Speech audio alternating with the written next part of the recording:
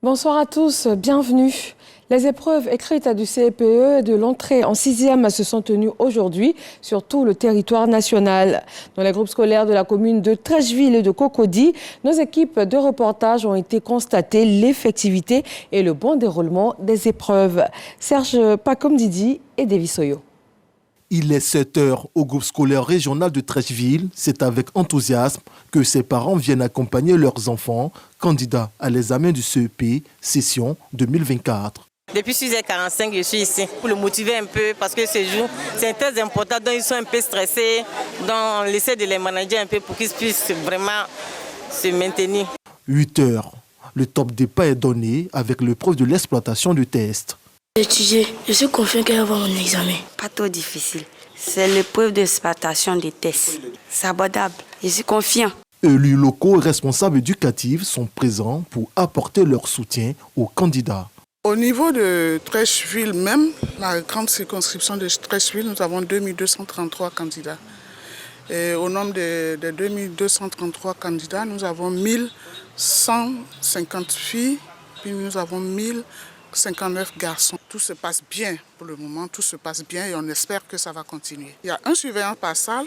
Le ministère a fait sciemment en mettant un enseignant par salle pour qu'il assume sa responsabilité. Ici, au groupe scolaire Cocody Sud, les candidats en pleine composition reçoivent la visite de Sidibé Yacouba, inspecteur de l'enseignement primaire et préscolaire de Cocody Blocos. Ici, nous avons environ 210 candidats pour 8 salles. Tout se passe bien, les forces de l'ordre ont été déployées. Les surveillants sont là, les secrétariats d'espace sont en place.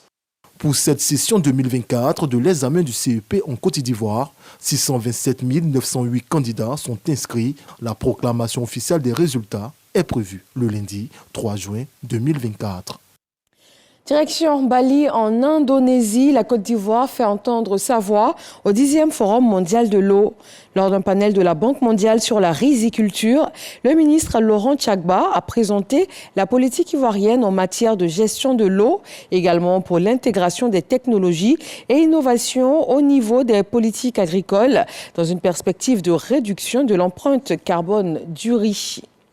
L'Organisation pour l'interdiction des armes chimiques, l'Organisation mondiale des douanes et le gouvernement canadien sont engagés dans la prévention de l'usage détourné des produits chimiques pour en faire des armes. C'est dans cette dynamique que 60 spécialistes de l'administration douanière venus de 17 pays francophones et de 2 pays anglophones d'Afrique sont formés à Abidjan depuis ce matin. Il est question des bonnes pratiques en matière de surveillance des produits chimiques dès l'entrée sur le territoire jusqu'à leur utilisation complète conformément à l'usage lors de la commande initiale.